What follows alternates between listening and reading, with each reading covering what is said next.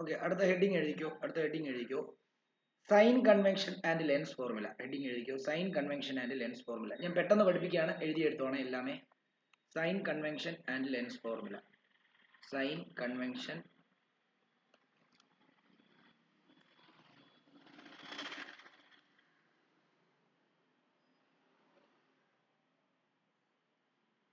Already നമ്മൾ ഒരു കാര്യം ആലോചിച്ചോണം. അതായത് നമ്മൾ എന്താ ഒബ്ജക്റ്റ് ഇൻഫിനിറ്റി വെക്കുവാണെങ്കിൽ ഇമേജ് ഫോക്കസ് ഇല്ല. ആ ഇമേജിന്റെ നേച്ചർ എന്തായിരിക്കും? Real, inverted, small in size അല്ലെ ഹൈലി ഡിമിനിഷ്ഡ് ആയിരിക്കും അല്ലേ? ഏതാ? നമ്മുടെ കോൺവെക്സ് ലെൻസിന്റെ കേസാണ് പറയുന്നത്. അടുത്ത ബിയോണ്ട് 2f വെക്കുമ്പോൾ ബിറ്റ്വീൻ f ആൻഡ് 2f ഒരു ഇമേജ്. അത് ഇമേജ് റിയൽ ആണ്, ഇൻവെർട്ടഡ് ആണ്, സ്മോൾ ഇൻ സൈസ് ആണ്. അടുത്ത അറ്റ് 2f വെക്കുമ്പോൾ ഇവിടെയും ഇമേജ് 2f തന്നെ ആയിരിക്കും. അത് സെയിം സൈസ് ആയിരിക്കും, റിയൽ ആയിരിക്കും, ഇൻവെർട്ടഡ് ആയിരിക്കും. ഇനിയും ബിറ്റ്വീൻ f ആൻഡ് 2f വരയ്ക്കുമ്പോൾ ഇമേജ് ബിയോണ്ട് 2f ആയിരിക്കും വരുന്നത്. അപ്പം ഇമേജ് എൻലാർജ്ഡ് ആയിരിക്കും, അതേപോലെ തന്നെ റിയലും ഇൻവെർട്ടഡും ആയിരിക്കും. ഇനി മറ്റ് എഫ് വെക്കുമ്പോൾ ഇമേജ് ഇൻഫിനിറ്റിയിലായിരിക്കും, അത് റിയൽ ഇൻവെർട്ടഡ് ഹൈലി മാഗ്നിഫൈഡ് ആയിരിക്കും. ഇനി between F and optic centre വെക്കുന്ന സമയത്ത് മാത്രമാണ് കോൺവെക്സ് ലെൻസിൽ വെർച്വൽ ആൻഡ് ഇറക്റ്റ് ഇമേജ് വരുന്നത്. ആ ഇമേജ് ഒബ്ജക്റ്റിന്റെ സൈഡിൽ തന്നെ ആയിരിക്കും വരുന്നത്. അതിനെ ലെൻസിനകത്തൂടെ നോക്കുമ്പോൾ മാത്രമേ കാണാൻ പറ്റത്തുള്ളൂ. അതിന്റെ നേച്ചർ വെർച്വൽ, ഇറക്റ്റ്, മാഗ്നിഫൈഡ് ആയിരിക്കും, അല്ലെങ്കിൽ വലുതായി കാണാൻ പറ്റും ഇല്ലേ? നമ്മുടെ ലെൻസിനകത്ത്, ഹാൻഡ് ലെൻസിനകത്ത് നോക്കുന്ന കേസ്. ഓക്കെ ആണല്ലോ?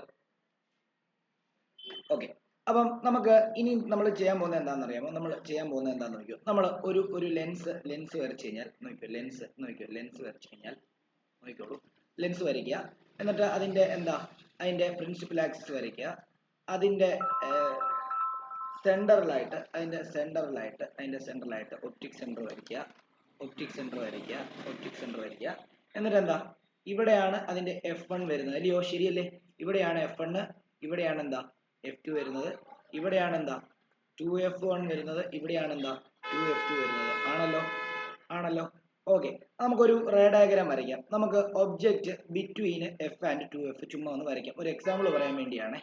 ഓക്കെ, അപ്പൊ അതിനകത്ത് ഒബ്ജക്റ്റ് ഇവിടെ വരച്ചപ്പം ഒരു റേ എങ്ങനെ വരയ്ക്കണം? ഒരു റേ തന്നെ ഇങ്ങനെ വരും. അതെന്ത് സംഭവിക്കും? അത് ഫോക്കസ്.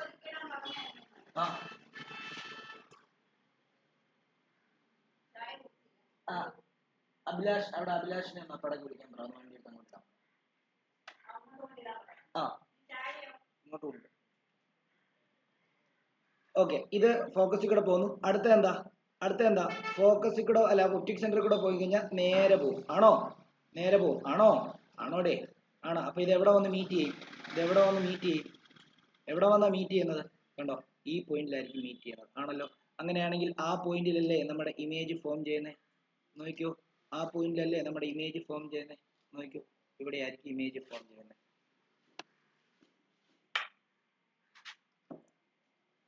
ഈ പോയിന്റിലായിരിക്കും ഇമേജ് ഫോം ചെയ്യുന്നത്. അപ്പൊ അങ്ങനെയാണെങ്കിൽ നോക്കിയോ, ഈ ഒബ്ജക്റ്റ് ഇരിക്കുന്നത് വരെയുള്ള ദൂരം നോക്കിയേ. എല്ലാ ഡിസ്റ്റൻസും നമ്മൾ എടുക്കുന്ന എവിടുന്നാണെന്നറിയോ? All distance should be taken from optic centre. നമ്മൾ അവിടെ പഠിച്ച പോലെ തന്നെ എല്ലാ ഡിസ്റ്റൻസും എവിടെ എടുക്കുന്നത്? ഈ ഒപ്റ്റിക് സെന്ററിൽ നിന്നാണ് എടുക്കുന്നത്. ഒപ്റ്റിക് സെന്ററിൽ നിന്ന് ലെഫ്റ്റിലോട്ട് എടുക്കുന്ന ഡിസ്റ്റൻസ് എല്ലാം നെഗറ്റീവ് ആയിട്ട് എടുക്കണം. ഒപ്റ്റിക് സെന്ററിൽ നിന്ന് റൈറ്റിലോട്ട് എടുക്കുന്ന ഡിസ്റ്റൻസ് എല്ലാം പോസിറ്റീവ് ആയിട്ട് എടുക്കണം. പ്രിൻസിപ്പൽ ആക്സിസിന് മുകളിലോട്ട് എടുക്കുന്ന ഡിസ്റ്റൻസ് എല്ലാം പോസിറ്റീവ്, പ്രിൻസിപ്പൽ ആക്സിസിന് താഴോട്ട് എടുക്കുന്ന ഡിസ്റ്റൻസ് എല്ലാം നെഗറ്റീവ്. ഇത് നമ്മൾ അവിടെ എവിടെ മിററിന്റെ കേസിൽ പഠിച്ചതാ, ഓർക്കുന്നുണ്ടോ? ഓക്കെ, അപ്പൊ ഇത് ഒബ്ജക്റ്റിന്റെ ഹൈറ്റ് ആയതുകൊണ്ട് h ഒന്നും, ഇത് ഇമേജിന്റെ ഹൈറ്റ് ആയതുകൊണ്ട് h ആയിരുന്നു എഴുതാം. ഓക്കെ ആണല്ലോ? ഇനി നോക്കിയേ, ഒപ്റ്റിക് സെന്റർ തൊട്ട് ഒബ്ജക്റ്റ് വരെയുള്ള ഈ ദൂരത്തിനെ നമ്മൾ എന്താ വിളിക്കുന്നത്? ഒബ്ജക്റ്റ് തൊട്ട് അല്ല, ഒപ്റ്റിക് സെന്റർ തൊട്ട് ഒബ്ജക്റ്റ് വരെയുള്ള ദൂരം ഒബ്ജക്റ്റ് ഡിസ്റ്റൻസ് എന്ന് പറയും. ഒബ്ജക്റ്റ് ഡിസ്റ്റൻസിനെ ഡിനോട്ട് ചെയ്യുന്ന ലെറ്റർ അവിടെ എന്താ പഠിച്ചത്? U എന്നാ പഠിച്ചത്. ആണോ? ആണ്. ഇനി ഒപ്റ്റിക് സെന്റർ തൊട്ട് ഇമേജ് വരെയുള്ള ഈ ദൂരം എന്താ? ഒപ്റ്റിക് സെന്റർ തൊട്ട് ഇമേജ് വരെയുള്ള ദൂരത്തിന് നമ്മൾ എന്ത് വിളിക്കും? ഇമേജ് ഡിസ്റ്റൻസ് എന്ന് വിളിക്കും. ഇമേജ് ഡിസ്റ്റൻസ് എന്താ ഇവിടെ? ഇമേജ് ഡിസ്റ്റൻസ് എന്ന് പറഞ്ഞാൽ ഡിനോട്ട് ചെയ്യുന്ന ലെറ്റർ B ആണ്. ഓക്കെ ആണല്ലോ? ഇനി ഒരു കാര്യം കൂടെ ഓർത്തോണം. ഇവിടെ നിന്ന് ഇങ്ങോട്ട് എടുക്കുന്ന ഡിസ്റ്റൻസ് എല്ലാം എന്തായിരിക്കും? പോസിറ്റീവ് ആയിരിക്കും. ഇവിടെ നിന്ന് ഇങ്ങോട്ട് എടുക്കുന്ന ഡിസ്റ്റൻസ് എല്ലാം നെഗറ്റീവ് ആയിരിക്കും. പ്രിൻസിപ്പൽ ആക്സിസിന് മുകളിലോട്ട് എടുക്കുന്ന ഡിസ്റ്റൻസ് എല്ലാം പോസിറ്റീവും, പ്രിൻസിപ്പൽ ആക്സിസിന് താഴോട്ട് എടുക്കുന്ന ഡിസ്റ്റൻസ് എല്ലാം നെഗറ്റീവ് ആയിരിക്കും. അല്ല, യു എപ്പോഴും നമ്മൾ അവിടെ നിന്നാണല്ലോ വരയ്ക്കുന്നത്. അപ്പൊ യു എപ്പോഴും നെഗറ്റീവ് ആയിട്ടായിരിക്കും. പിന്നെ ഹൈറ്റ് ഓഫ് ഒബ്ജക്റ്റീവ് എപ്പോഴും പോസിറ്റീവ് ആയിരിക്കും. ഓക്കെ ആണോ? ഇത് മനസ്സിലായോ? ദിവ്യ മനസ്സിലായോ? സന മനസ്സിലായോ?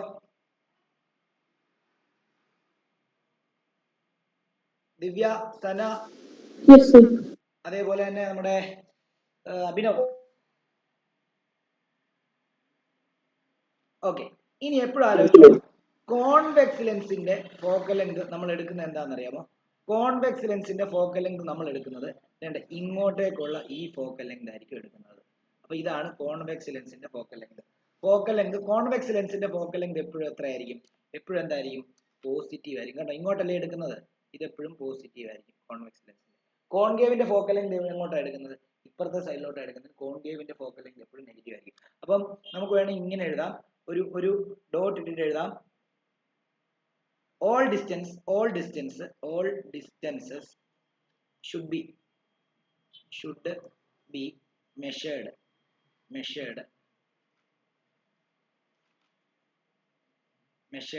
from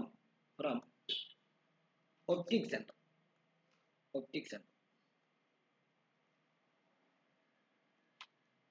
ഇനിയും distance to the left of optic center ഒന്നും കൊടുക്കുകയാണ്, is taken as negative and distance to the right of optic center is taken as positive.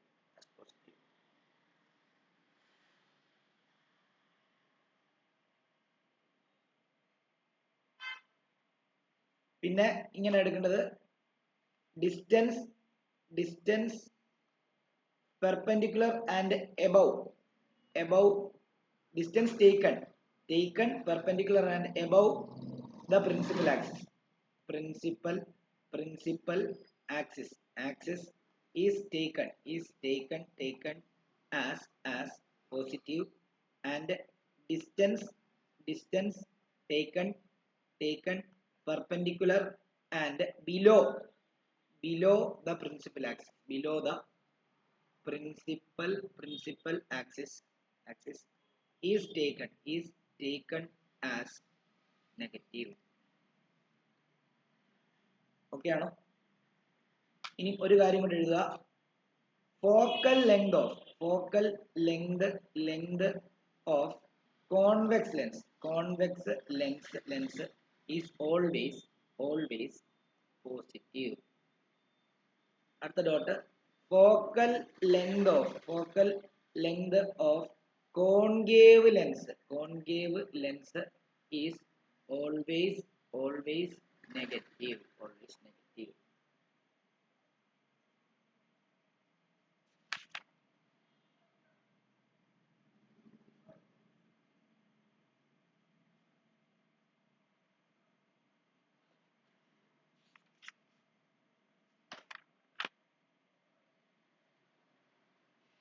Okay ആണോ?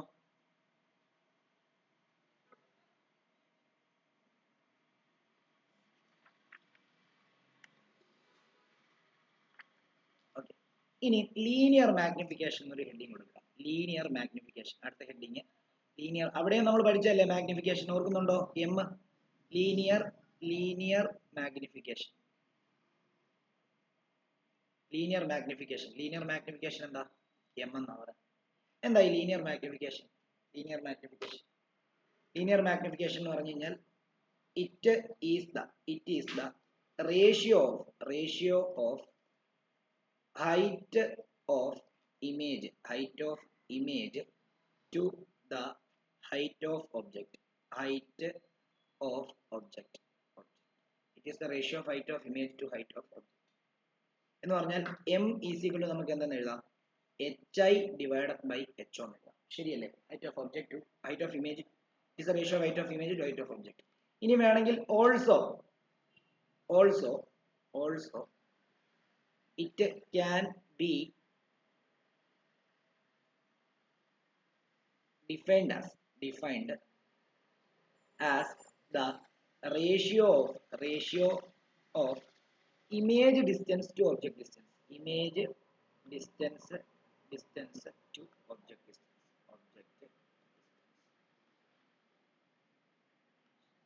അപ്പം അങ്ങനെ നമ്മൾ എമ്മിന്റെ നോക്കുവാണെങ്കിൽ m is equal to v by u എന്ന് എഴുതാം. മിററിന്റെ മാഗ്നിഫിക്കേഷന്റെ നെഗറ്റീവ് വി ബൈ യു എന്നായിരുന്നു എഴുതിയത്, ഓർക്കുന്നുണ്ടോ? അങ്ങനെയാണെങ്കിൽ നിങ്ങൾക്ക് വേണമെങ്കിൽ ഇവിടെ നിന്ന് തന്നെ ഇങ്ങനെ കണ്ടുപിടിക്കാം. നോക്കിയോ, ഇത് രണ്ടിന്റെയും ലെഫ്റ്റ് ഹാൻഡ് സൈഡ് ഈക്വൽ അല്ലേ? അങ്ങനെയാണ് നിങ്ങൾക്ക് വേണമെങ്കിൽ ഇങ്ങനെ എഴുതാം, h i by h o, therefore h i by h o is equal to v by u എന്ന്. അവിടെ നിങ്ങൾക്ക് എന്താ എച്ച് ഐ ഒ എന്ത് വേണമെങ്കിലും എന്ത് ചെയ്യാം, കണ്ടുപിടിക്കാൻ പറ്റും ക്രോസ് മൾട്ടിപ്ലൈ ചെയ്ത്. ഓക്കെ, അപ്പം ഇതും ഇമ്പോർട്ടന്റ് ആയിട്ട് എഴുതുക, ഇതും ഇമ്പോർട്ടന്റ് ആണ്.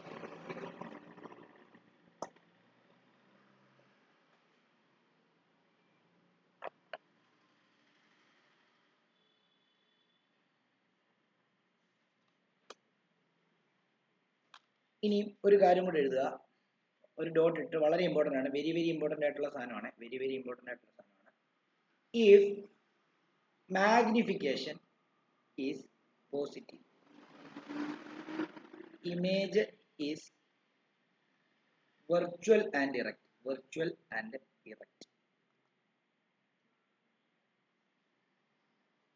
ഇഫ് മാഗ്നിഫിക്കേഷൻ നടക്കുമ്പോൾ നമുക്ക് നെഗറ്റീവ് വാല്യൂ ആണ് കിട്ടുന്നതെങ്കിൽ ഇമേജ് ഈസ് എന്തായിരിക്കും, റിയൽ ആൻഡ് ഇൻവെർട്ടഡ് എന്നായിരിക്കും. ഓക്കെ ആണോ? അതേപോലെ തന്നെ അടുത്തത്, if magnification is greater than 1, ഇതിപ്പം നേച്ചറിനെ റെപ്രസെന്റ് ചെയ്യുന്നതാണ്. ഇത് ഇങ്ങനെ ഇട്ടിട്ട് എന്താണ് represent about nature of image എന്ന് കൊടുക്കാം.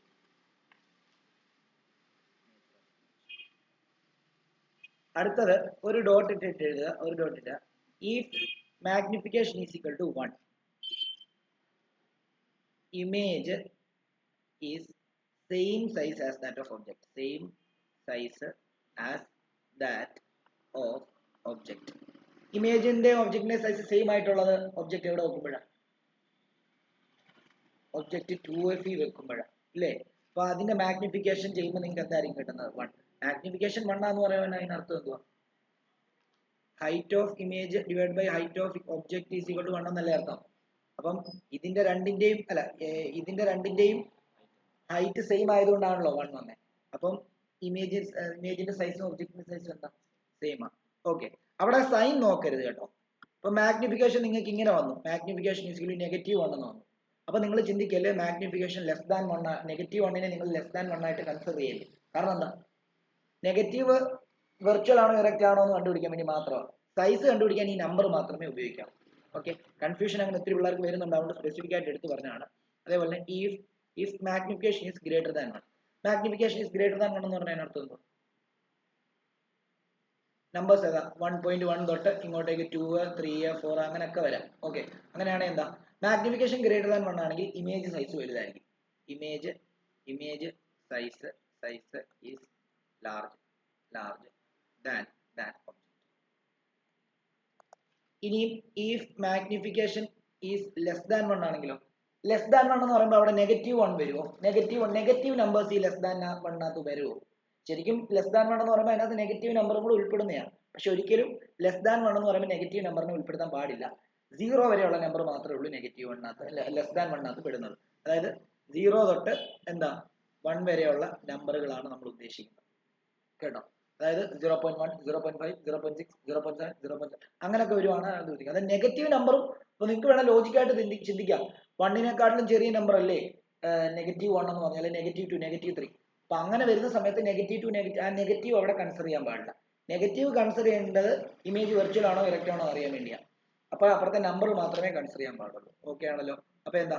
ഇമേജ് ഈസ് സ്മോളർ ദാൻ എന്താണ്? മനസ്സിലായോ? ഇപ്പൊ നിങ്ങൾ ചെയ്യുമ്പോൾ ഇമേജ് ഈസ് -3 കിട്ടി.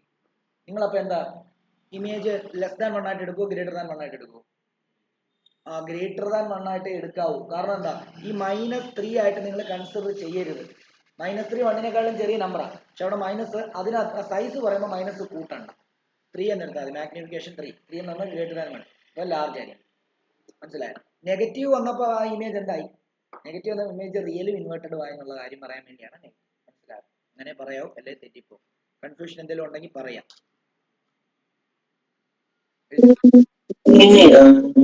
ഇമേജ് നെഗറ്റീവ് ഇല്ലേ? Image negative. നെഗറ്റീവോ? ഇമേജ് നെഗറ്റീവോ? അല്ല, സോറി, മാഗ്നിഫിക്കേഷൻ നെഗറ്റീവ്. അത് കേട്ടില്ലായിരുന്നു ഞാൻ. മാഗ്നിഫിക്കേഷൻ നെഗറ്റീവ് കേട്ടില്ലായിരുന്നു, അത് കണ്ടില്ലായിരുന്നു, എഴുതിയില്ലായിരുന്നു. അത് എഴുതിയില്ല, വേണ്ട.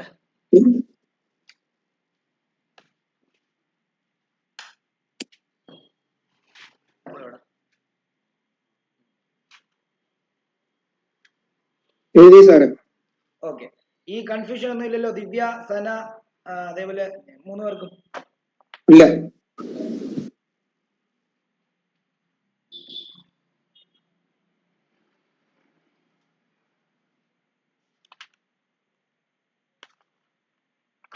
അടുത്തത് power of a lens. Heading എഴുതിക്കോ, power of a lens.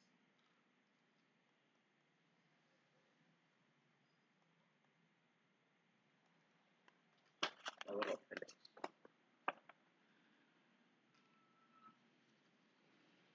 It is the ability of convergence or divergence of a lens when a beam of light falls on it. അതിനർത്ഥം ഒരു ലെൻസിൽ ഒരു ഒബ്ജക്റ്റ് വന്ന് വീഴുമ്പോൾ എത്രത്തോളം ആ ലെൻസിന് അതിനെ ബെൻഡ് ചെയ്യാനുള്ള കഴിവുണ്ട്, അതായിരിക്കും അതിന്റെ പവർ. ഇപ്പൊ ഒരു ഉദാഹരണം പറയുകയാണെങ്കിൽ, ഒരു ലെൻസ് തന്നെ ഇങ്ങനെ ഇരിക്കുക. ഈ ലെൻസിലോട്ട് ഒരു ലൈറ്റർ വന്ന് വീണെങ്കിൽ ഇത് നല്ല രീതിയിൽ ബെൻഡ് ചെയ്യും. അതിനർത്ഥം ഇതിന്റെ ഫോക്കൽ ലെങ്ത് കണ്ടോ, ഇതാണെന്നർത്ഥം. കാരണം ബെൻഡ് ചെയ്ത് കഴിഞ്ഞ് പോകുന്നത് ഫോക്കസിൽ കൂടെ ആയിരിക്കും, ഇല്ലയോ? അപ്പം ഇത് നോക്കി, നല്ലതായിട്ട് നോക്കി, ഇത് ഇങ്ങനെ പോകേണ്ടതായിരുന്നു, പക്ഷെ നല്ല ഇത്ര ആംഗിളിൽ ബെൻഡ് ചെയ്തു. എന്നാൽ ഈ ലെൻസ് ഒന്ന് നോക്കി, ഈ ലെൻസിൽ ഒരു ലൈറ്റർ വന്ന് വീണ് കഴിഞ്ഞാൽ ഇത് പോകുന്നത് ഇതുവഴിയായിരിക്കും. ഇവിടെ ഇതിനാണോ ബെൻഡിങ് കൂടുതൽ, ഇതിനാണോ ബെൻഡിങ് കൂടുതൽ? നല്ലതായിട്ട് ബെൻഡ് ആയത് ഏതാ? ബെൻഡ് ആയത് ഇതാണ്. എടാ, ഇത് ഇവിടെ നിന്ന് തന്നെ ഇങ്ങനെ ബെൻഡായി, ഇത് ഇവിടെ നിന്ന് തന്നെ ഇങ്ങനെ പോയത്, ഇല്ലേ? ഇത് ഇവിടെ നിന്ന് ഇങ്ങനെ പോയത്, മറ്റേത് ഇവിടെ നിന്ന് ഇങ്ങനെ ബെൻഡായി. മനസ്സിലായോ? ഇതിന് ബെൻഡിങ് കൂടുതലല്ല. ബെൻഡിങ് കൂടുതൽ ശരിക്കും പറഞ്ഞാൽ ഇവിടെ, അല്ലേ? അപ്പം ഇവിടെ ബെൻഡിങ് കൂടിയപ്പോൾ ഫോക്കസ് ഇവിടെ പാസ് ചെയ്യും, ഇവിടെയും ഫോക്കസ് ഉണ്ടോ? ഇവിടെ ഫോക്കസ് ഇവിടെ, അപ്പൊ ഇതായിരിക്കും ഇവിടുത്തെ ഫോക്കൽ ലെങ്ത്. മനസ്സിലായോ? അപ്പൊ ഇവിടെ പവർ കൂടുതലാണ്, ഇവിടെ പവർ കൂടുതലാണ്, ഇവിടെ പവർ കുറവാണ്. നോക്കിയേ, പവർ കൂടിയപ്പോൾ ഫോക്കൽ ലെങ്ത് അടുത്ത് വന്നു, പവർ കുറഞ്ഞപ്പോൾ ഫോക്കൽ ലെങ്ത് ദൂരം. അപ്പം പവറും ഫോക്കൽ ലെങ്തും റെസിപ്രോക്കലാന്ന് വേണേൽ നമുക്ക് പറയാം. പവർ കൂടുന്നിടത്ത് ഫോക്കൽ ലെങ്ത് കുറവായിരിക്കും, പവർ കുറവുള്ളിടത്ത് ഫോക്കൽ ലെങ്ത് കൂടുതലായിരിക്കും. ഓക്കെ ആണല്ലോ? അപ്പൊ അങ്ങനെയാണെങ്കിൽ നമുക്ക് ഇറ്റ് ഈസ് ഇതൊന്ന് വരച്ചിട്ട് റഫായിട്ട് വരച്ചിട്ടാൽ മതി. ലെൻസ് ഇത് തിക്കും ഇത് തിന്നുമാണ് കേട്ടോ, സൈസ് വ്യത്യാസമുണ്ട്. ഇത് തിക്കായിട്ട് വരയ്ക്കുമ്പോഴാണ് തിക്ക് ലെൻസിന് പവർ കൂടുതലായിരിക്കും, തിൻ ലെൻസിന് പവർ കുറവായിരിക്കും.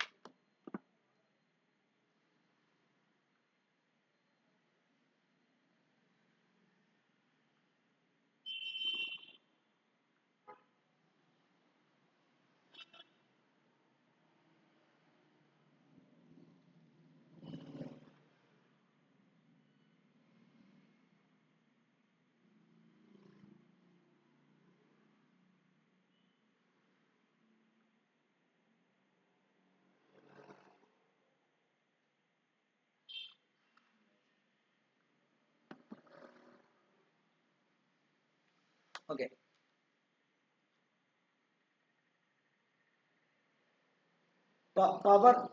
Power is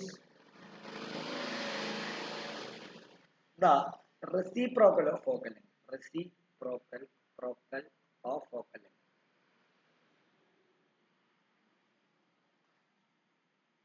നമുക്ക് പവർ ഈസിക്വൽ നമുക്ക് എന്തെന്ന് എഴുതാം? പവർ ഈസിക്വൽ ടു 1/f എന്ന് എഴുതാം. അപ്പൊ അതിന്റെ യൂണിറ്റ് ഒന്ന് എഴുതി നോക്കിയേ. യൂണിറ്റ് എഴുതി നോക്കി കഴിഞ്ഞാൽ പവറിന്റെ യൂണിറ്റ് നോക്കിയേ. ഈസിക്വൽ ടു യൂണിറ്റ് എന്താ? 1/f. ഫോക്കൽ ലെങ്തിന്റെ യൂണിറ്റ് എന്താ? ലെങ്തിന്റെ യൂണിറ്റ് എന്താ? ലെങ്തിന്റെ യൂണിറ്റ് മീറ്റർ. അപ്പം പവറിന്റെ യൂണിറ്റ് വരുമ്പോൾ എന്താ? 1/m എന്ന് പറയും. 1/m എന്ന് പറയുമ്പോൾ എന്താണെന്നറിയോ? ഡയോപ്റ്റർ എന്ന് പറയും. ഡയോപ്റ്റർ. അപ്പൊ പവറിന്റെ യൂണിറ്റ് എന്താ? ഡയോപ്റ്റർ. നിങ്ങൾ പവറിന്റെ യൂണിറ്റ് ഡയോപ്റ്റർ പറയണമെങ്കിൽ ഫോക്കൽ ലെങ്ത് എന്തിലായിരിക്കണം? മീറ്ററിലായിരിക്കണം. സെന്റിമീറ്ററിലാണ് ഫോക്കൽ ലെങ്ത് തന്നെങ്കിൽ അതിനെ എന്തിലാക്കിയിട്ട് ചെയ്യാവൂ? മീറ്ററിലാക്കിയിട്ട് ചെയ്താലേ പവർ കണ്ടുപിടിക്കാൻ പറ്റത്തുള്ളൂ. മനസ്സിലായോ? അല്ലെങ്കിൽ പവറിന്റെ യൂണിറ്റ് ഡയോപ്റ്റർ എന്ന് എഴുതാൻ പറ്റത്തില്ല. ഡയോപ്റ്റർ എന്ന് നിങ്ങൾ എഴുതുവാണെങ്കിൽ അതിനർത്ഥം നിങ്ങൾ എടുത്തിരിക്കുന്ന ഫോക്കൽ ലെങ്തിന്റെ യൂണിറ്റ് മീറ്ററിലാണ് എന്നുള്ളതാണ്. മനസ്സിലായോ? എഴുതി.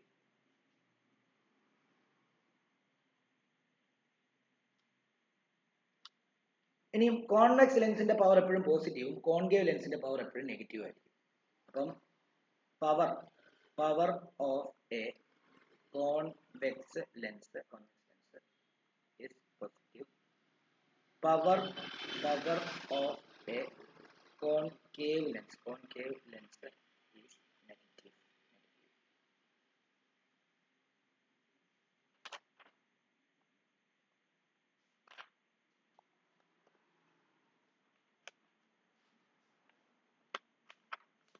ഒരു 2 ടോപ്പിക് കൂടെ ഉള്ളൂ. ആ 2 ടോപ്പിക് കൂടെ പഠിപ്പിച്ചിട്ട് അങ്ങ് നിർത്തുകയാണ്.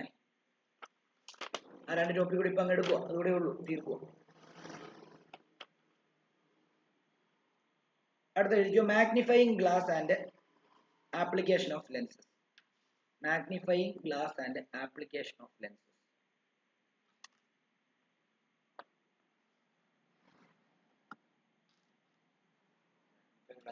ആപ്ലിക്കേഷൻ. കാര്യം പറയാൻ മറന്നുപോയായിരുന്നു.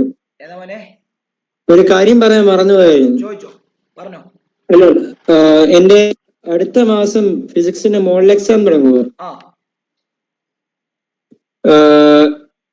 അതിനകത്തിപ്പം ഫസ്റ്റ് സെമസ്റ്റർ വരാത്ത എല്ലാം എക്സാം ഇടുക പറയാൻ. ഓക്കെ, നമുക്കിപ്പം നമ്മുടെ ഈ ഓർഡർ നമ്മൾ മാക്സിമം ഈ നവംബർ കൊണ്ട് ഫിസിക്സിന്റെയും കെമിസ്ട്രിയുടെയും ടോപ്പിക്ക് കംപ്ലീറ്റ് തീർക്കാനാണ് ശ്രമിക്കുന്നത്. ഡിസംബർ കൊണ്ട് റിവിഷൻ സ്റ്റാർട്ട് ചെയ്യല്ലേ. ഡിസംബർ ഒരു 15-ന് മുമ്പ് ഈ ടോപ്പിക്കുകളെല്ലാം ഇത്രയും ചാപ്റ്റർ അല്ലേ പഠിപ്പിക്കണ്ടേ? ഒത്തിരി ഉണ്ട്. സ്കൂളിൽ പഠിപ്പിച്ചു വിടാം. ഏതാ സ്കൂളിൽ പെട്ടെന്ന് ഇങ്ങനെ പഠിപ്പിച്ചു വിടാം, ഇങ്ങനെ മനസ്സിലാക്കി പഠിപ്പിക്കണമെന്നൊന്നും ഇല്ലല്ലോ. അപ്പൊ നമ്മൾ ഈ പറഞ്ഞ പോലെ നമ്മൾ എല്ലാ കാര്യങ്ങളും ഡീറ്റെയിൽ ആയിട്ട് പറഞ്ഞ പോലെ പോകുന്ന കൊണ്ട് തന്നെ നമുക്കിപ്പം കുറച്ച് സമയം എടുക്കും പഠിപ്പിക്കാൻ. അപ്പൊ മാക്സിമം ഈ ഡിസംബർ ഒരു ഫസ്റ്റ് വീക്കിനുള്ളിൽ ഫിസിക്സും കെമിസ്ട്രി എന്തായാലും തീരും. ഫിസിക്സ് നമുക്ക് അതുകൊണ്ട് തീർക്കണം. പിന്നെ മാത്സും കുറച്ച് ഞങ്ങൾക്ക് ഒരു 10 ചാപ്റ്ററോളം പഠിപ്പിക്കാനുണ്ട്. അപ്പം അതെല്ലാം കൂടെ നമുക്ക് തീർക്കണം, മാക്സിമം പെട്ടെന്ന് തീർക്കാം. സാധാരണ വർഷങ്ങളിൽ നമ്മൾ ജാനുവരി 10-നാണ് ടോപ്പിക്ക് തീർക്കുന്നത് എല്ലാം. അപ്പൊ അതിനു മുമ്പേ ഇത് തീർക്കാനാണ് ശ്രമിക്കുന്നത്. അപ്പൊ മാക്സിമം പെട്ടെന്ന് തീർക്കാം. ഓക്കെ, അപ്പം എഴുതിക്കോളൂ, അടുത്ത് എഴുതിക്കോളൂ. Magnifying glass and application of lens.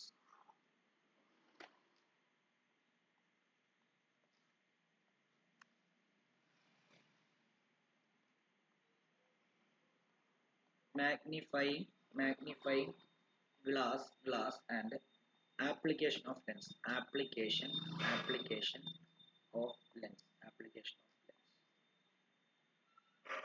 അതിൽ ഒന്നാമത്തെ എഴുതിക്കോ. ഒന്നാമത്തേത് നമ്മൾ ഈ മാഗ്നിഫയിങ് ഗ്ലാസ് എന്ന് പറഞ്ഞാൽ എന്താ? നമ്മുടെ വീട്ടിലൊക്കെ ഇരിക്കുന്ന ഹാൻഡ് ലെൻസ് ഇല്ലേ, അത് മാഗ്നിഫയിങ് ഗ്ലാസ് ആണ്. അതിനെ സിമ്പിൾ മൈക്രോസ്കോപ്പ് എന്ന് പറയും. ലാബിൽ ഉപയോഗിക്കുമ്പോൾ അത് സിമ്പിൾ മൈക്രോസ്കോപ്പ് എന്നാണ് പറയുന്നത്. ഓക്കെ, അപ്പൊ അതിനെ നമുക്ക് ഒന്നെന്ന് എഴുതിയിട്ട് magnifying glass or simple microscope എന്ന് അതിനൊരു പേരുണ്ട്. സിമ്പിൾ മൈക്രോസ്കോപ്പ് എന്നൊരു പേരുണ്ട്.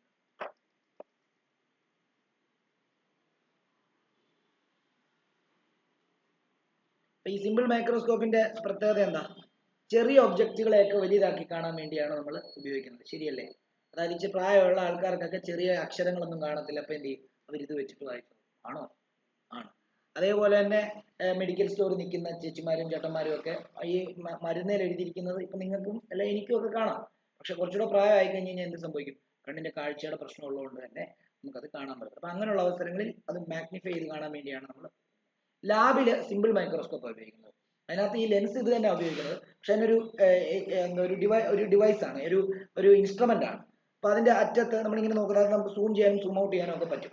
ആ രീതിയിൽ ഒരു എക്സ്പെരിമെന്റ് സെറ്റപ്പ് ആണ്. അതിനെയാണ് സിമ്പിൾ മൈക്രോസ്കോപ്പ് എന്ന് പറയുന്നത്. രണ്ടും മാഗ്നിഫയിങ് ഗ്ലാസ് ആണ്. മനസ്സിലായോ?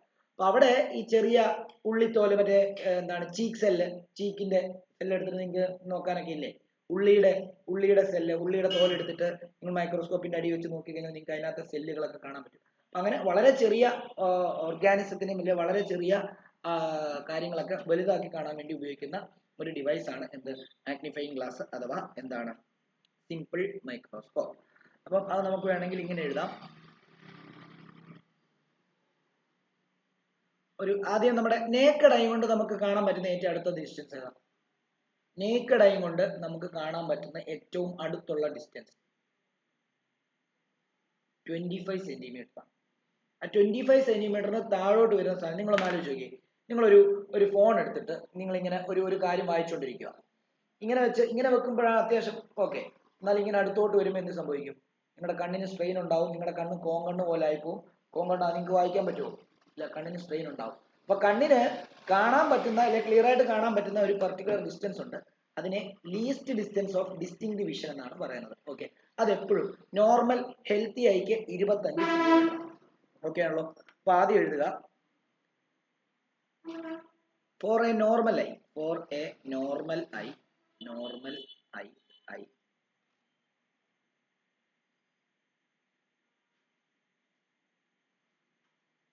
it is necessary to place any object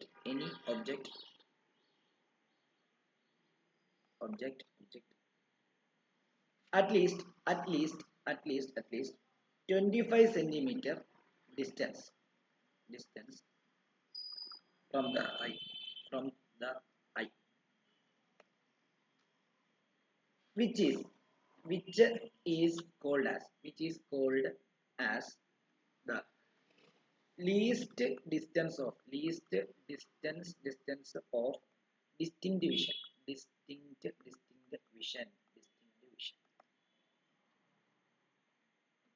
Okay ആണല്ലോ? denoted by capital letter D.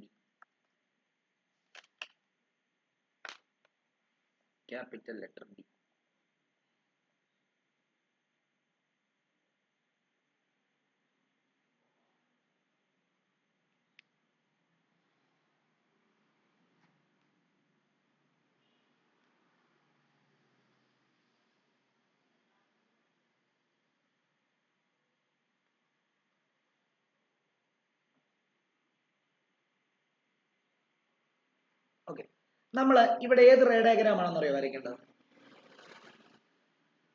ഏത് റേ ഡയഗ്രാം ആണ് ഇതിനകത്ത് വരയ്ക്കുന്നത്? നമ്മൾ പഠിച്ചതിനകത്ത് ഒരു റേ ഡയഗ്രാം ആണ് ഇതിനകത്ത് വരയ്ക്കേണ്ടത്. നിങ്ങൾ ഹാൻഡ് ലെൻസിനകത്തൂടെ നോക്കുമ്പോൾ നിങ്ങളുടെ കൈയാണ് നോക്കുന്നതെന്ന് വിചാരിച്ചു. ആ കൈ തിരിഞ്ഞിരിക്കുന്ന പോലാണോ ഫീൽ ചെയ്യുന്നത്? നേരെ ഇരിക്കുന്ന പോലാണോ? നേരെ. അപ്പം പക്ഷെ ലെൻസ് ഏതാ നിങ്ങൾ ഉപയോഗിക്കുന്ന? ലെൻസ് ഏത് ലെൻസാണ് നിങ്ങൾ ഉപയോഗിക്കുന്ന? ഹാൻഡ് ലെൻസിനകത്തെ ലെൻസ് ഏതാ? കോൺവെക്സ് ആണോ കോൺകേവ് ആണോ? കോൺവെക്സിൽ മിക്കവാറും ഉള്ള ഇമേജുകളെല്ലാം എന്താ? ഇൻവേർട്ടഡ് അല്ലേ? പക്ഷെ ഇവിടെ എങ്ങനെ നേരെ ഇമേജ് വന്നു? നേരെ ഇമേജ് വരുന്ന ഒരു കേസ് നമ്മൾ പഠിപ്പിച്ചായിരുന്നല്ലോ. എന്താ? ഒബ്ജക്റ്റിനെ എവിടെ വെക്കണ്ടേ? ഫോക്കസിനും ഓപ്റ്റിക് സെന്ററിനും ഇടയില്. നമ്മൾ അതേപോലെ തന്നെയാണ് നമ്മുടെ ഹാൻഡ് ലെൻസ് വെക്കുമ്പോൾ നമ്മുടെ കൈ എന്ത് ചെയ്യുന്നു?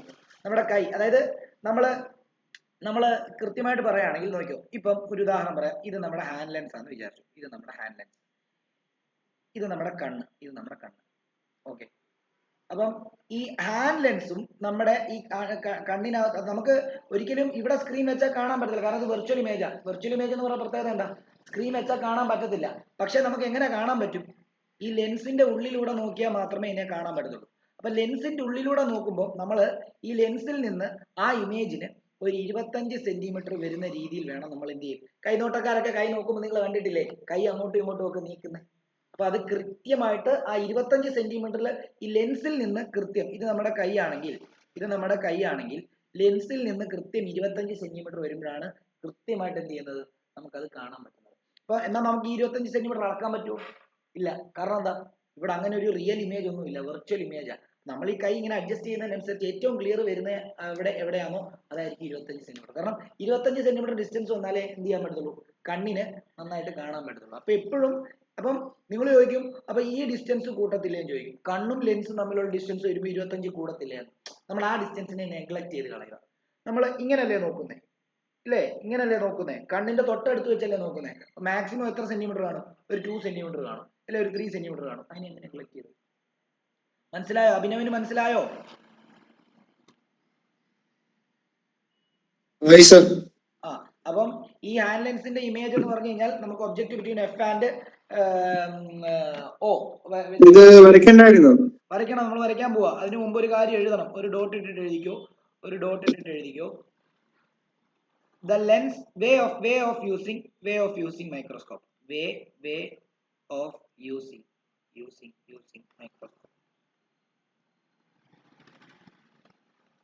The lens is placed near the eye. Lens is placed near the eye, and its distance from the object is adjusted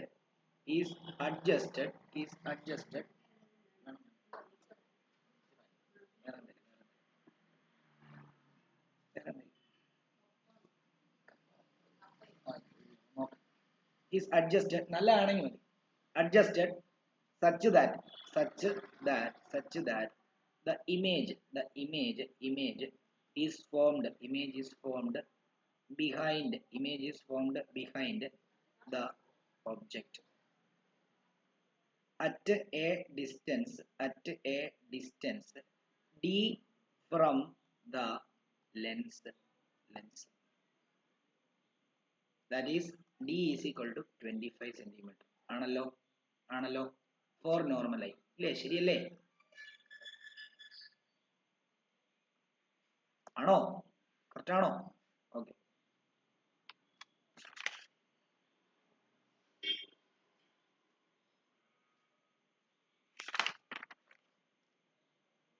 ഇനി അതിന്റെ റേ ഡയഗ്രാം നിങ്ങൾ മാഗ്നിഫൈങ് ഇതിന്റെ എന്താ ലെൻസിന്റെയോ അല്ലെങ്കിൽ മാഗ്നിഫൈങ് ഗ്ലാസിന്റെയോ അല്ലെങ്കിൽ സിമ്പിൾ മൈക്രോസ്കോപ്പിന്റെയോ റേ ഡയഗ്രാം നിങ്ങളോട് വരയ്ക്കാൻ പറയുകയാണെങ്കിൽ നിങ്ങൾ ഏത് പടം വരച്ചാൽ മതി? കോൺവെക്സ് ലെൻസ് വരച്ചിട്ട് ഒബ്ജക്റ്റ് ബിറ്റ്വീൻ എഫ് ആൻഡ് ഓ വരച്ചാൽ മാത്രം മതി കേട്ടോ. അപ്പൊ അത് റേ ഡയഗ്രാം നമുക്ക് വേണമെങ്കിൽ ഇങ്ങനെ വരയ്ക്കാം. റേ ഡയഗ്രാം ഇത് ഷുവറായിട്ട് ചോദിക്കും കേട്ടോ. ഇത് പടം വരയ്ക്കാൻ ചോദിക്കും, ഉറപ്പാ. അപ്പം നിങ്ങൾ എന്ത് ചെയ്യുക? നിങ്ങളൊരു ലെൻസ് വരയ്ക്കുക. ഓക്കെ. എന്നിട്ട് ഒരു പ്രിൻസിപ്പൽ ആക്സിസ് ഇങ്ങനെ വരയ്ക്കുക. എന്നിട്ട് അതിന്റെ ഒപ്റ്റിക് സെന്റർ അങ്ങോട്ട് മാർക്ക് ചെയ്യുക.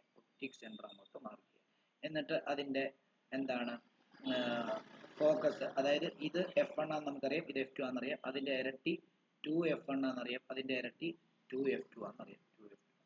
ഓക്കെ. അങ്ങനെയാണെങ്കിൽ നമുക്ക് വേണ്ട ഇവിടെ നമ്മൾ ബിറ്റ്വീൻ എന്താ എഫ് ആൻഡ് ഓ അല്ലേ വരയ്ക്കണ്ടേ? അപ്പൊ വേണ്ട ഇവിടെ നമ്മൾ ഇങ്ങനെ ഒരു ഒബ്ജക്റ്റ് വരയ്ക്കും.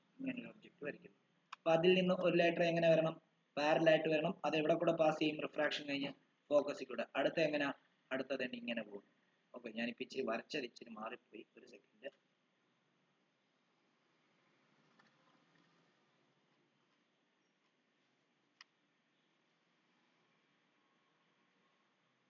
ഞാൻ കൃത്യ അളവ് എടുത്തിട്ടല്ലല്ലോ വരച്ചത്. കൃത്യ അളവ് എടുത്ത് വരച്ചാലേ ഇത് കിട്ടുള്ളൂ കേട്ടോ. 3 സെന്റിമീറ്റർ എന്നാൽ 3 സെന്റിമീറ്റർ തന്നെ എടുക്കണം എല്ലായിടത്തും, മനസ്സിലായോ? അല്ലെങ്കിൽ ഇപ്പൊ ഞാൻ വരച്ചോലെ തെറ്റിപ്പോ. ഓക്കെ. ഇനി എന്ത് ചെയ്യാം? ഇതിനെ ബാക്കിലോട്ട് എക്സ്റ്റെൻഡ് ചെയ്താൽ മതി. ഇതിനെ ബാക്കിലോട്ട് ഇങ്ങനെ എക്സ്റ്റെൻഡ് ചെയ്യാം. അപ്പൊ ഇത് രണ്ടും മീറ്റ് ചെയ്യുന്നത് എവിടാണോ അവിടെ ആയിരിക്കും ഇമേജ് ഉണ്ടാകുന്നത്. ഇത് ഹൈറ്റ് ഓഫ് ഇമേജ്, ഇത് ഹൈറ്റ് ഓഫ് ഒബ്ജക്റ്റ്. ശരിയല്ലേ? ക്ലിയർ അല്ലേ? ഇത് എ ബി ആണ്. എ ബി എന്ന് പറയുന്ന object A dash B dash എന്ന് എടുക്കാം, അത് ഇമേജ്. അപ്പം എ ബി എന്ന് പറയുന്നത് ഒബ്ജക്റ്റും എ ഡാഷ് ബി ഡാഷ് എന്ന് പറയുന്നത് ഇമേജ്.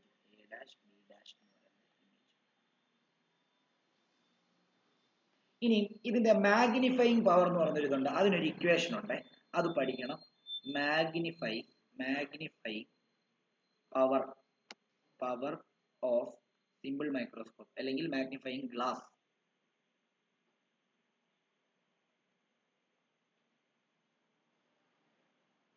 അതിനെ നമ്മൾ capital letter M is equal to 1 plus d by f എന്നായിരിക്കും എടുക്കുന്നത്. D least distance of distinct division, f എന്ന് പറയുമ്പോൾ ഫോക്കൽ ലെങ്ത് ഓഫ് ലെൻസ്, പിന്നെ 1 പ്ലസ് ഇങ്ങനെ ഇതായിരിക്കും. ഇത് വെച്ചിട്ട് ചിലപ്പോൾ ന്യൂമറിക്കൽ ചെയ്യാൻ ചോദിക്കുമായിരിക്കും. എല്ലാം തന്നിട്ട് സബ്സ്റ്റിറ്റ്യൂട്ട് ചെയ്താൽ മാത്രം മതി.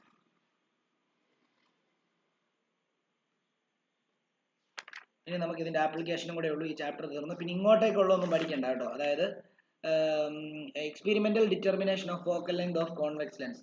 അത് നമുക്ക് പഠിക്കണ്ട, അതായത് എക്സ്പീരിമെന്റൽ ഡിറ്റർമിനേഷൻ ആണ്, നമുക്ക് പഠിക്കാനില്ല.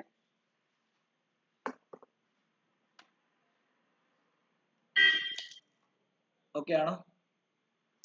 ഓക്കെ ആണോ? ഓക്കെ ആണോ? സന, ദിവ്യ ഒക്കെ ഓക്കെ ആണോ? ഓക്കെ, ലാസ്റ്റ് ടോപ്പിക് എഴുതിക്കുക, application of lens.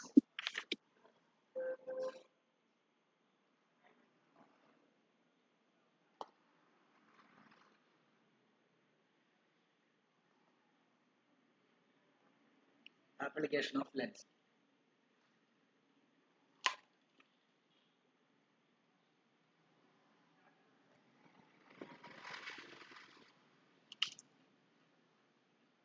The objective lens of a telescope,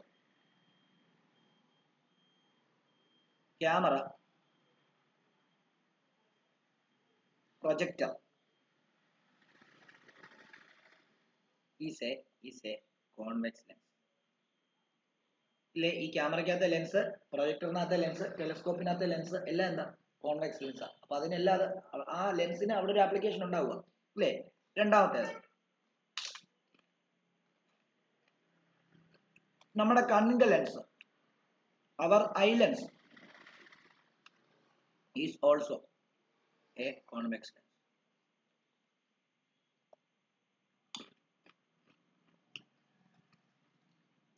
Our eye defects such as hypermetropia,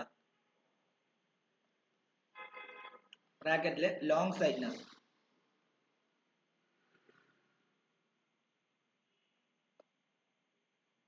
can be corrected using convex lens. And myopia, bracketലെ short sightedness,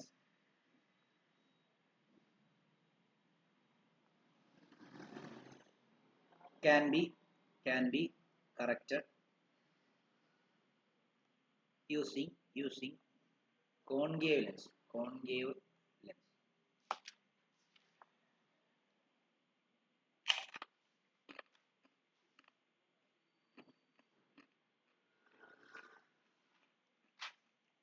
നാലാമത്തെ,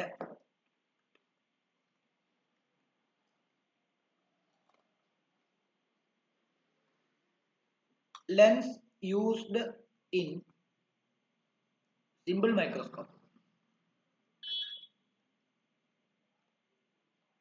is convex lens.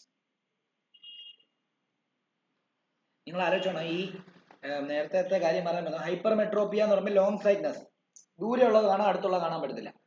അങ്ങനെയുള്ള ഒരു defect നമുക്ക് ഉണ്ടാവണം. നമുക്ക് എങ്ങനെ treat ചെയ്യാൻ പറ്റും? നമുക്ക് കോൺവെക്സ് ലെൻസ് ഉപയോഗിച്ചാൽ മതി, അതായത് കണ്ണാടി, കോൺവെക്സ് ലെൻസ്. ഇപ്പൊ എന്റെ സമയം, എന്റെ പ്രശ്നം എന്ന് പറയുമ്പോൾ എനിക്ക് ഷോർട്ട് സൈറ്റ്, മയോപ്പിയ. ആ മയോപ്പിയ എങ്ങനെ കറക്റ്റ് ചെയ്തത്? ഈ കണ്ണാടി വെച്ച്. ഈ കണ്ണാടിയുടെ ലെൻസ് എന്താ? Concave lens. ഓക്കെ ആണല്ലോ? ഓക്കെ.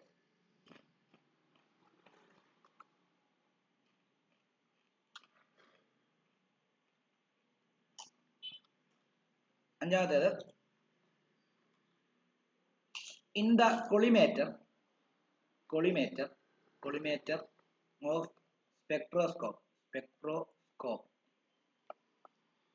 കോൺവെക്സ് സ്പെക്ട്രോസ്കോപ്പ് എന്ന് പറയുമ്പോൾ ഒരു ഇൻസ്ട്രുമെന്റ് ആണ്, ഒരു ഒപ്റ്റിക്കൽ ഇൻസ്ട്രുമെന്റ് ആണ്. വലിയ ക്ലാസ് പഠിക്കും, തൽക്കാലം അങ്ങനെ കാണാൻ പഠിക്കാം. കോൺവെക്സ്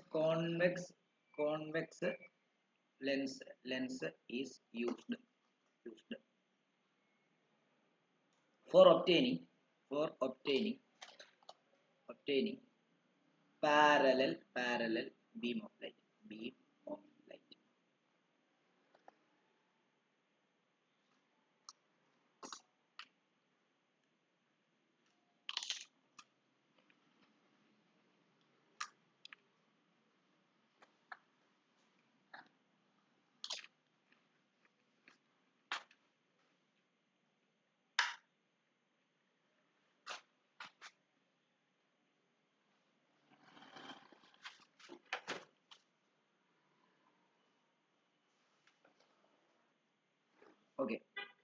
ഒരു കാര്യം കൂടെ എഴുതിക്കോ. ഇതൊരു പ്രശ്നമാണ്. ഒരു ലെൻസ് സിംഗിൾ ആയിട്ട് ഉപയോഗിച്ച് കഴിഞ്ഞാൽ ആ ലെൻസിൽ നിന്ന് വരുന്ന ഇമേജുകൾ ബ്ലേഡ് ഇമേജ് ആയിരിക്കും വരുന്നത്. അപ്പൊ നമ്മൾ പൊതുവെ ഈ മൈക്രോസ്കോപ്പ്, മറ്റേ ഈ സിമ്പിൾ മൈക്രോസ്കോപ്പ് പോലെ തന്നെ വേറൊരു മൈക്രോസ്കോപ്പാണ് കോമ്പൗണ്ട് മൈക്രോസ്കോപ്പ്. അതിൽ 2 ലെൻസാണ് ഉപയോഗിക്കുന്നത്. കോമ്പിനേഷൻ ചെയ്ത്, അത് ഗലീലിയോ ടെലസ്കോപ്പ് റിഫ്രാക്റ്റിംഗ് അങ്ങനെയുള്ള ടെലസ്കോപ്പിനകത്തെല്ലാം നമ്മൾ 2 ലെൻസാണ് ഉപയോഗിക്കുന്നത്. കാരണം ഒരു ലെൻസ് ഉപയോഗിച്ചാൽ എന്ത് സംഭവിക്കുന്ന അറിയാമോ? ഉണ്ടാകുന്ന ഇമേജിന് അറ്റത്തൊക്കെ കളേർഡ് ആയിട്ട് വരും, റെയിൻബോ പോലെയൊക്കെ വരും ഈ ഉണ്ടാകുന്ന ഇമേജിന്റെ സൈഡിലൊക്കെ. അപ്പം ബ്ലേഡ് ഇമേജ് ആയിരിക്കും ഉണ്ടാകുന്നത്. അപ്പൊ അത് കൃത്യമായിട്ട് നല്ലൊരു ഇമേജ് കിട്ടാൻ വേണ്ടി നമ്മൾ 2 ലെൻസ് കമ്പൈൻ ചെയ്താണ് ഉപയോഗിക്കുന്നത്. അതും കൂടെ ആ ഒരു കണ്ടീഷൻ നമ്മൾ ക്രൊമാറ്റിക് അബറേഷൻ എന്ന് പറയും. അതായത് ഒരു ലെൻസ് കൂടെ ഫോം ചെയ്യുന്ന ഇമേജ് എന്താണ്, അതിന്റെ അറ്റം ഇങ്ങനെ കളേർഡ് ആയിട്ട് റെയിൻബോ പോലെ ഇരിക്കുന്നതിനെയാണ് നമ്മൾ എന്തെന്ന് പറയുന്നത്, അത് ക്രൊമാറ്റിക് അബറേഷൻ. ആ ലെൻസിന്റെ ഒരു ഡിഫക്റ്റ് ആണ് ക്രൊമാറ്റിക് അബറേഷൻ. അതും കൂടെ എഴുതാം. സിംഗിൾ എഴുതിക്കുക, single convex lens usually forms a colored or blurred image due to chromatic aberration. Therefore, a combination of concave and convex lens is used to overcome such a defect. Okay ആണോ?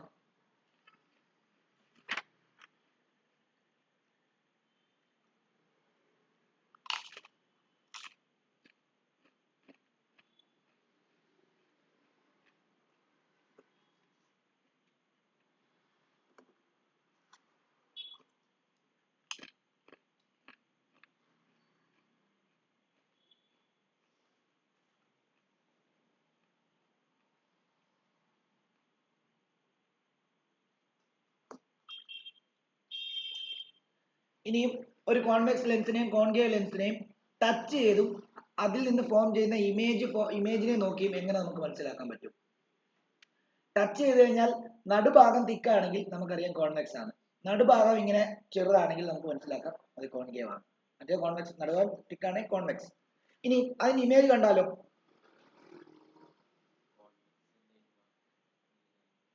കോൺവെക്സിന്റെ ഇമേജുകളെല്ലാം എന്താണ്, മിക്കവാറും inverted ആയിരിക്കും. പക്ഷെ ഒരു പ്രശ്നമുണ്ട്, convex lens വെച്ച് കഴിഞ്ഞാൽ erect image ഉണ്ടാകുന്ന കേസ് ഉണ്ട്. അപ്പൊ നിനക്ക് എങ്ങനെ മനസ്സിലാക്കും?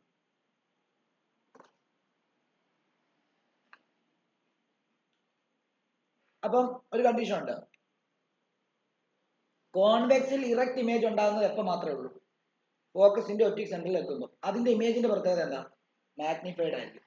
ബാക്കിയുള്ള ഇൻവേർട്ടഡ് ആയിട്ട് വരുന്ന കണ്ടീഷൻ. അപ്പം ഇറക്റ്റ് ആയിട്ട് വരുന്നതാണ് നമ്മുടെ പ്രശ്നം. ഇറക്റ്റ് ആയിട്ട് വരുന്ന ഏതിലൊക്കെ ഇറക്റ്റ് ആയിട്ട് വരും? കോൺവെക്സിന്റെ ഈ കേസിലും വരും, കോൺകേവിന്റെ ബാക്കിയുള്ള എല്ലാ കേസിലും ഇറക്റ്റ് ഇമേജാണ്. അപ്പൊ കോൺവെക്സ് ആണോ, കോൺവെക്സ് മൂലം ഫോം ചെയ്ത ഇറക്റ്റ് ഇമേജ് ആണോ, കോൺകേവ് മൂലം ഫോം ചെയ്ത ഇറക്റ്റ് ഇമേജ് ആണോ എന്ന് കണ്ടുപിടിക്കാൻ എന്ത് ചെയ്താൽ മതി? ഒറ്റ കാര്യമേ ഉള്ളൂ, കോൺകേവ് മൂലം ഫോം ചെയ്യുന്ന ഈ ഇറക്റ്റ് ഇമേജുകളെല്ലാം ഡിമിനിഷ്ഡ് ആയിരിക്കും, ചെറുതായിരിക്കും. കോൺവെക്സ് മൂലം ഫോം ചെയ്ത ഒറ്റ ഇമേജേ ഉള്ളൂ, ആ ഇമേജ് ഇറക്റ്റ് ആണെങ്കിൽ ആ ഇറക്റ്റ് ഇമേജിന്റെ പ്രത്യേകത എന്തായിരിക്കും? അത് മാഗ്നിഫൈഡ് ആയിരിക്കും എന്നുള്ള കാര്യം മാത്രം മനസ്സിലാക്കുക. ക്ലിയർ ആണോ? എന്തെങ്കിലും ഡൗട്ട് ഉണ്ടെങ്കിൽ ചോദിച്ചോണം.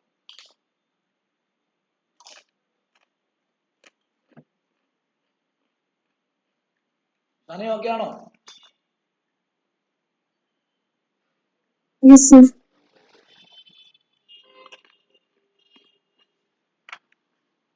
ദിവ്യ Okay, sir.